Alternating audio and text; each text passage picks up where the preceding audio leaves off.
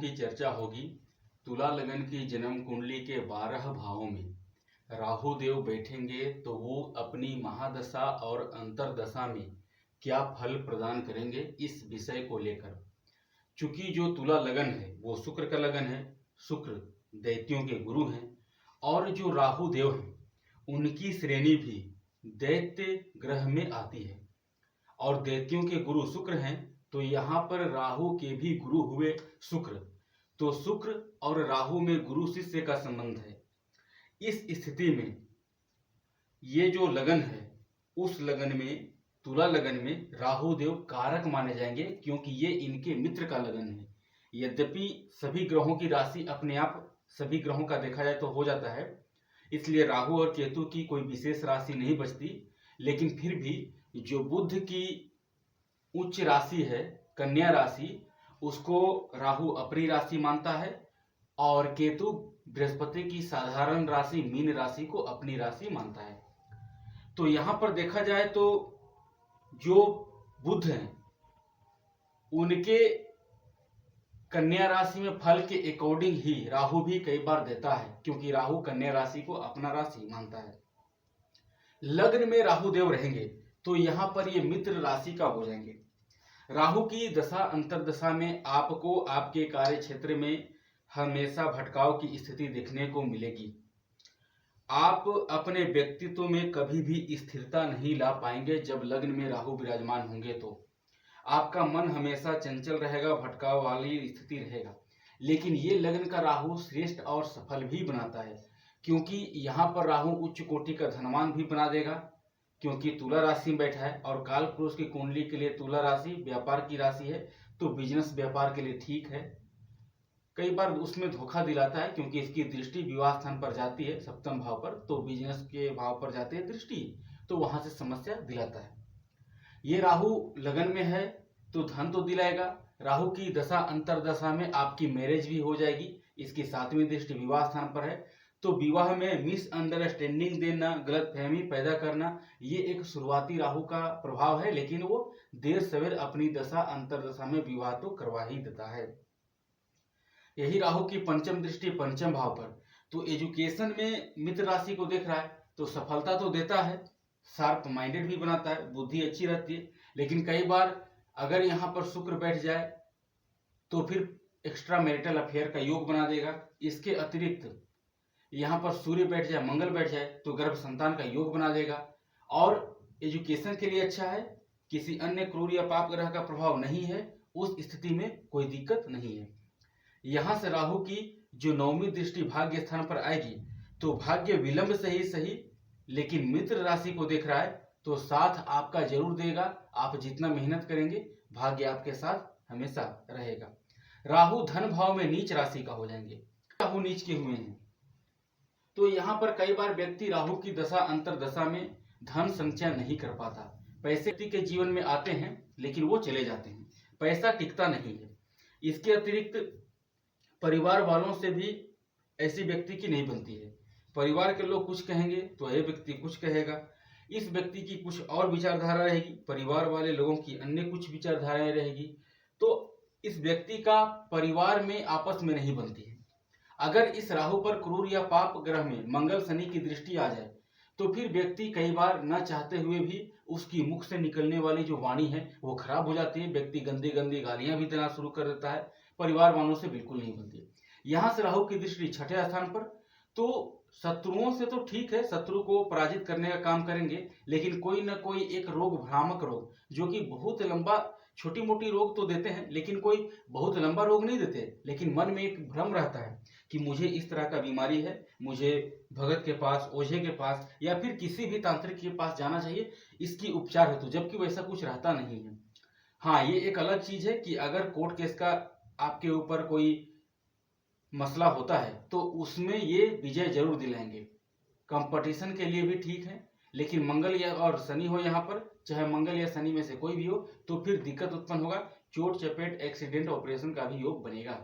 अब वही राहु की 7वीं दृष्टि अष्टम भाव पर, अष्टम भाव में कोई ग्रह नहीं है तो कोई बहुत ज्यादा परेशानी नहीं आएगा, और यहाँ तक की शुभ स्थिति ही रहेगी, क्योंकि कई बार राहु यहाँ पर उच्च दृष्टि को देख रहा है, मित्र की राशि को देख रहा है, गुरु की राशि को देख रहा है, तो उस स्थिति में व्यक्ति को राहु अपनी दशा अंतर्दशा में अचानक धन प्राप्ति भी करवा देता है। लेकिन यहाँ पर शनि या मंगल में से कोई एक बैठ जाए तो जीवन में एक आध बार एक्सीडेंट ऑपरेशन का योग तो बन ही जाएगा, बिजली से झटके का योग तो बन ही जाएगा, आगजनी दुर्घटना का योग तो बन ही जाएगा। यहाँ से शत्रु राशि को देखेंगे कर्म क्षेत्र पर तो पिता से संबंध खराब और कर्म क्षेत्र के लिए परेशानी उत्पन्न करेंगे, बाधा उत्पन्न खड़ा करेंगे। बाकी राहु की अन्य स्थिति भी निर्भर करती है, लेकिन ये राहु की जो सामान्य स्थिति है कुंडली के अनुसार, इस पर हम लोगों की चर्चा होगी। राहु देव नीच का होकर तीसरे भाव में बैठे हों। वैसे वृश्चिक और धनु दोनों में राहु देव नीच के माने जाते हैं, लेकिन ध्यान रखिएगा कि जो तीसरा भाव है इस भाव में राहु कारक होते हैं, क्योंकि तीसरा भाव की जो गणना है वो त्रिष्कराय भाव और उपचय भाव दोनों में किया जाता है। जो भी क्रूर या पाप ग्रह है वो त्रिष्कराय भाव और उपचय भाव में अपना श्रेष्ठ फल प्रदान करता है। तो तीसरे का राहु नीच के होने के बावजूद भी बहुत ज्यादा नकारात्मक फल नहीं देंगे, मेहनत का पूरा पूरा लाभ देंगे। निर्भर करता है कि आप कितना मेहनती हैं, जितना रिस्क लेंगे उतना ही जीवन में भाग्य आपका साथ देगा, क्योंकि यहाँ से बैठकर राहु भाग्य भाव को 7वीं दृष्टि से देखेंगे तो भाग्य आपका साथ देगा। उम्र के 42 वर्ष के बाद विशेष भाग्योदय कारक साबित होंगे। राहु की 5वीं दृष्टि विवाह स्थान पर, देर सवेर विवाह जरूर होती है, विवाह में थोड़ा देरी भी कराते हैं, विवाह को लेकर कई बार मिसअंडरस्टैंडिंग होती है, बिजनेस पार्टनर से धोखा मिलता है। यहाँ से राहु की दृष्टि लाभ स्थान पर, भले आपका अपने बड़े भाई बहन से संबंध अच्छा ना हो लेकिन लाभ के दृष्टिकोण से ये अच्छा है। यहाँ पर लाभ राहु आपको अपनी दशा अंतरदशा में दिलाएंगे जरूर। राहु देव चतुर्थ स्थान में जब बैठेंगे तो मित्र राशि का है, यहाँ पर जमीन जायदाद प्रॉपर्टी हर तरह का सुख सुविधा तो मिलेगा, लेकिन कई बार आपको मित्रों से धोखा मिलेगा, क्योंकि राहु छल कपट धोखे का कारक है और जो चतुर्थ भाव है वो छल कपट धोखे का ही भाव है। तो यहाँ पर राहु उस भाव में बैठा है तो मित्रों से धोखा कई बार दिलाते हैं। यहाँ से 5वीं दृष्टि अष्टम भाव पर, इसके बारे में हम लोगों की चर्चा अभी अभी हुई है कि यहाँ पर कोई क्रूर या पाप ग्रह नहीं है तो फिर ठीक है, अन्यथा क्रूर या पाप प्रभाव है तो राहु की दृष्टि समस्या खड़ा उत्पन्न करेगा। यहाँ से 7वीं दृष्टि कर्म क्षेत्र पर, इसके बारे में भी हम लोगों की चर्चा हो चुकी है। इनकी जो 12वें भाव पर 9वीं दृष्टि रहेगी तो ये कई बार फिजूल की यात्रा कराते हैं और कई बार यात्रा से लाभ भी मिल जाता है। जितना यात्रा करेंगे उसका लाभ मिलेगा। कई बार विदेश ट्रेवल का भी योग बनाते हैं, आप जन्म स्थान से दूर जाते हैं ट्रेवलिंग के लिए, वहां पर आपको एक अच्छे सफलता का योग यहाँ पर बनता है। यही राहु 5वें भाव में आएंगे तो बुद्धिया विहीन, बुद्धि को तो विहीन अवश्य करते हैं ये राहु अपनी दशा अंतर्दशा में, लेकिन ये एजुकेशन के लिए ठीक है। कई बार होता ऐसा है कि व्यक्ति का मन जो है वो पढ़ाई लिखाई में ज्यादा लगता नहीं है, लेकिन जो नंबर है वो एग्जाम में अच्छा खासा ले आता है। ये राहु शुक्र की दृष्टि अथवा युति में होने पर अत्यधिक एक्स्ट्रा मैरिटल अफेयर का योग बनाएगा और वो प्रेम संबंध में भी धोखा दिलाएगा, बदनामी का भी योग बनेगा।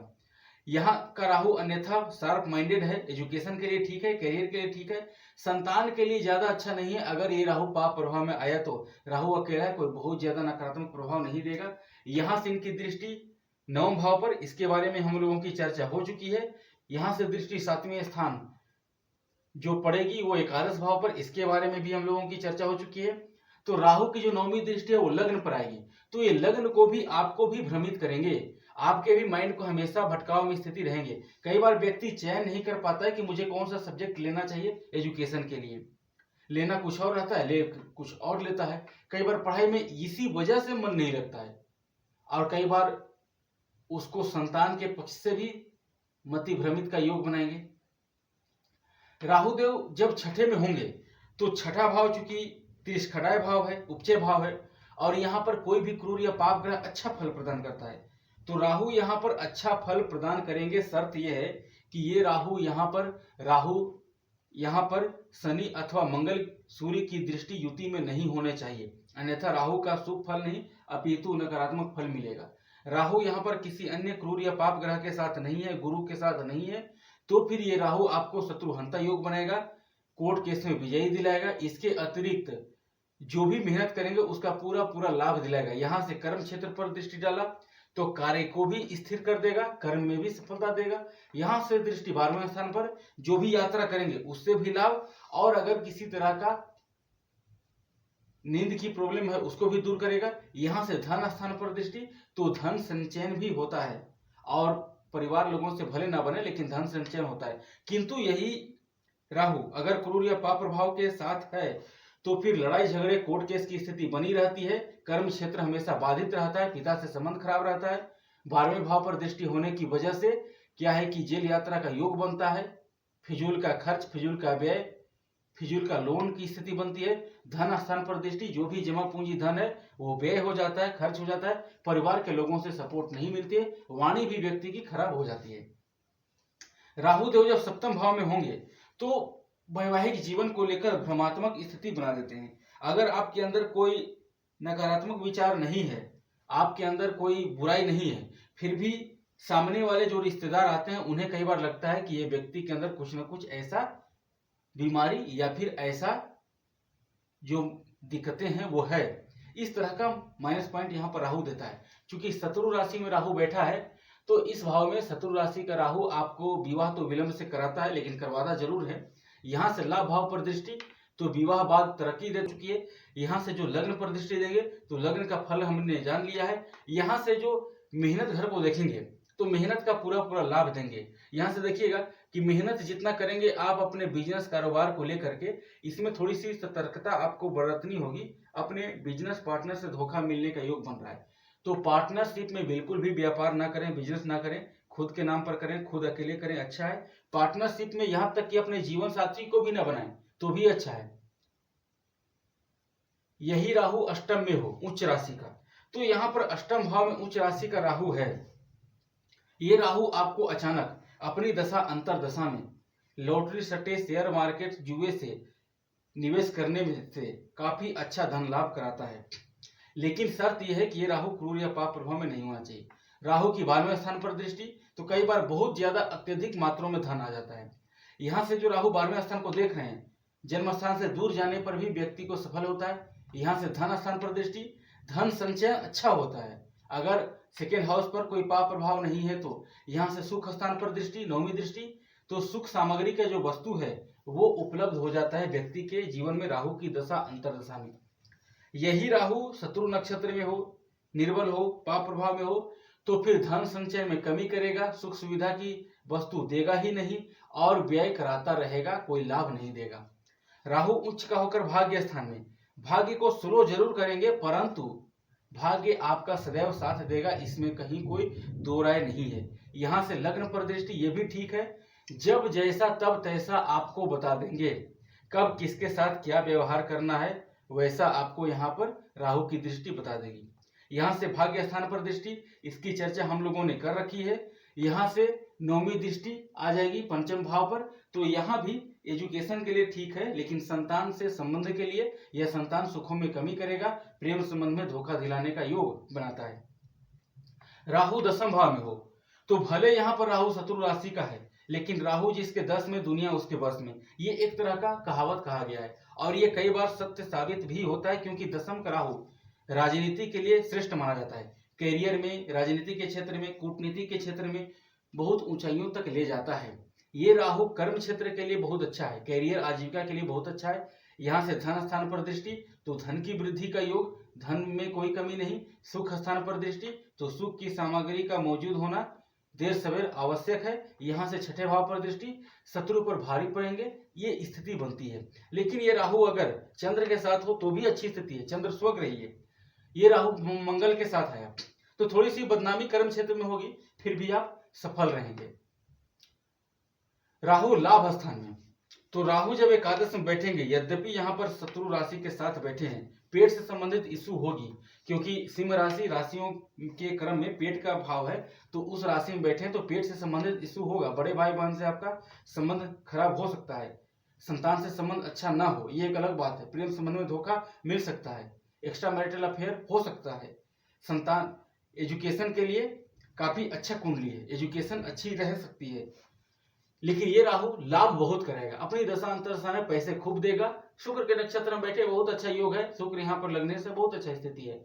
राहु की 5वीं दृष्टि मेहनत भाव पर, इसके फल हम लोगों ने जान लिया है। राहु की 7वीं दृष्टि, इसका फल हमने अभी भी जाना। इसकी जो 9वीं दृष्टि है वो आ जाएगी विवाह स्थान पर, इसका फल भी हम लोगों ने जान रखा है। तो राहु एकादश में हर तरीके से अच्छे हैं, क्योंकि एकादश भाव में क्रूर और पापी ग्रह अच्छा फल प्रदान करता है। सूर्य के साथ हो, शुक्र के साथ हो, बुध के साथ हो, कोई दिक्कत नहीं है, बहुत अच्छी स्थिति है। शनि के साथ हो तो भी अच्छा, मंगल के साथ है तो भी अच्छा, कोई दिक्कत यहाँ पर राहु नहीं करेंगे।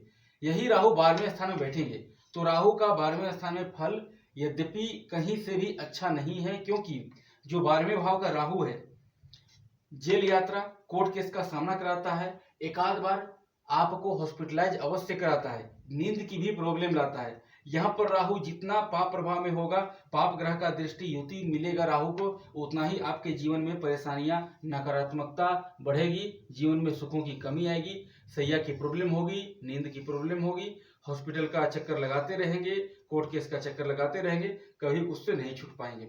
यहाँ से पांचम भाव दृष्टि चतुर्थ भाव को, तो यहाँ से माता को भी कष्ट, माता को भी तकलीफ, मित्रों से भी धोखा, प्रॉपर्टी के कार्य को भी बाधित करेगा। यहाँ से राहु छठे स्थान को, तो शत्रु भी हमेशा हावी रहेंगे, शत्रुओं से आपको परेशानी कमोबेश मिलता रहेगा। यहाँ से राहु की 9वीं दृष्टि अष्टम भाव पर, तो अचानक कोई भी परेशानी जल्द आपको पीछा नहीं छोड़ेगा। माँ से संबंध खराब, मित्रों से संबंध खराब, मामा मौसी ननिहाल पक्ष से कोई संबंध नहीं, और अचानक कोई भी लाभ यहाँ पर नहीं मिलेगा। अमूमन इस लगन की कुंडली के लिए वैसे तो राहु का जेमस्टोन धारण नहीं करना चाहिए, किंतु यहाँ पर राहु का जेमस्टोन किसी विशेष परिस्थिति में धारण किया जा सकता है। इसके